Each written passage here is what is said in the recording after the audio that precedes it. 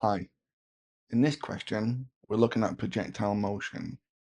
We're told that a boy throws a ball at an object, and at the instant when the ball leaves the boy's hand at point A, the ball is 2 meters above horizontal ground, and is moving with a speed of u at an angle of alpha above the horizontal.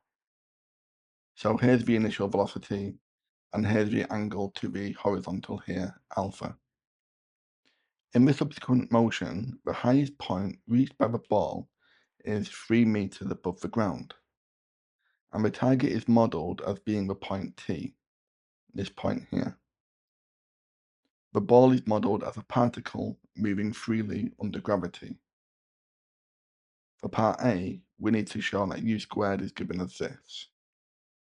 So because we've been given the maximum height and the distance of A vertically from the ground, we know the displacement from A to the maximum height will be 1 meter. So if we resolve vertically, we've got the displacement, we've got initial velocity, final velocity, acceleration, and time. Then the displacement will be positive 1 meter. The initial velocity, we've got a vertical of u sine alpha and a horizontal of u cos alpha. And if we're resolving vertically, this will be u sine alpha.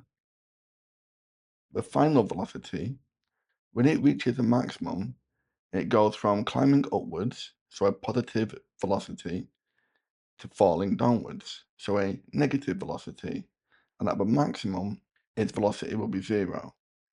The acceleration will be against gravity, so negative g. This is because we're resolving positively upwards, and time isn't relevant to the question.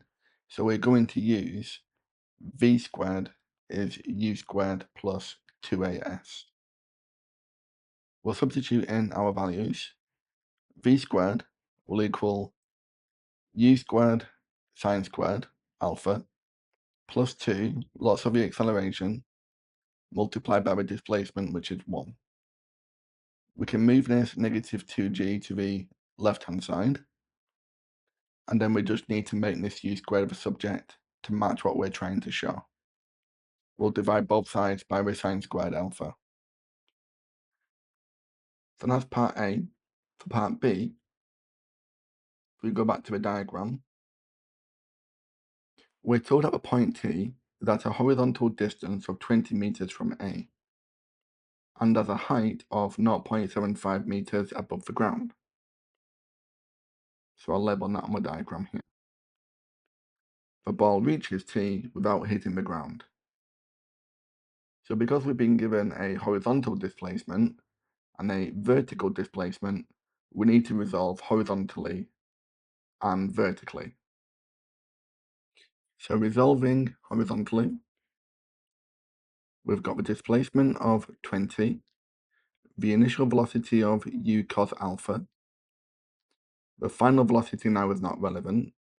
The acceleration is 0, and the time we want capital T. So we need to use the equation that doesn't involve v. And because the acceleration is 0, this term will go. So we'll get 20 is u cos alpha times t. Now if we resolve vertically, if we're 2 meters above the ground to begin with, and we end up at 0.75 meters above the ground, then we've gone down by 1.25 meters. So s is negative 1.25. The initial velocity is going to be u sine alpha. Final velocity isn't relevant. Acceleration again is negative g. And the time, well, the time taken to travel for 20 meters is the same time it's taken to travel from A to T vertically. So the time is capital T. We'll use the same formula. We'll substitute in our known values. So at this point, we can write this T in terms of U and then substitute that into here. So we'll have one equation and one unknown. So therefore T will be 20 over U cos alpha. Then we'll substitute this into here and into here. Now you can see that the sine divided by the cos will make a tan, and this u will cancel with this one, and then we can expand this out, so we've got 20 squared over u squared cos squared alpha.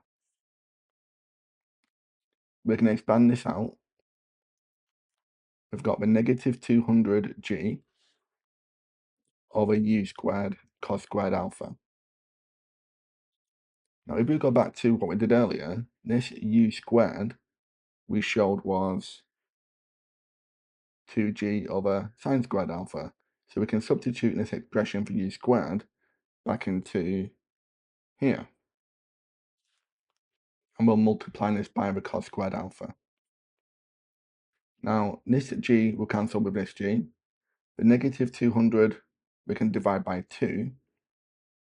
And cos squared divided by sine squared is cot squared. And dividing by cot squared alpha is the same as multiplying by tan squared alpha. So now we've just got a quadratic with tan. And we can make this quadratic equal 0. And we can solve this on our calculators. We'll go to home. We'll choose equation, polynomial, quadratic. The coefficient of x squared will be 100. The x term will be negative 20. And the constant negative 1.25.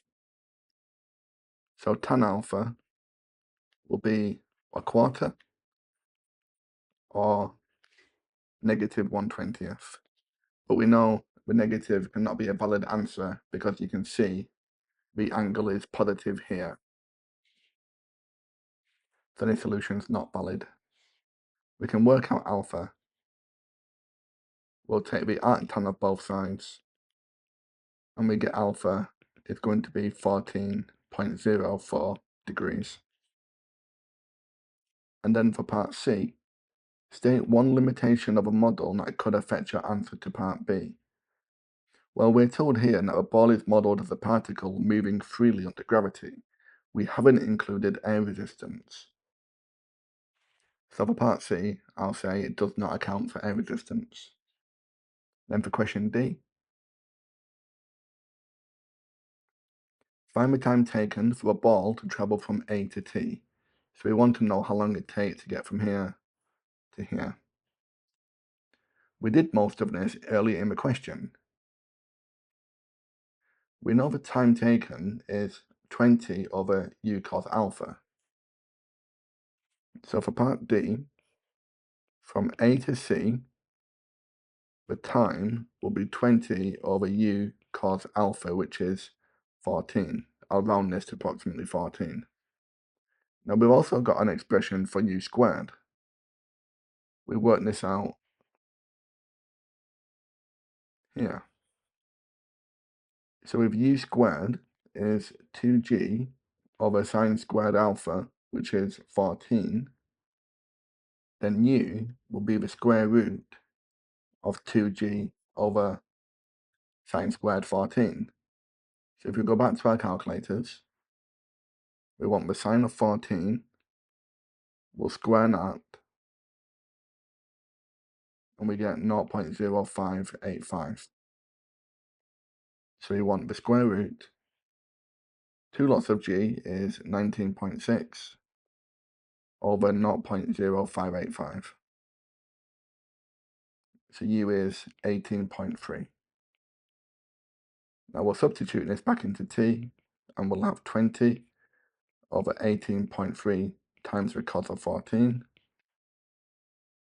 And we get the time is 1.13 seconds to 3 significant figures. Okay?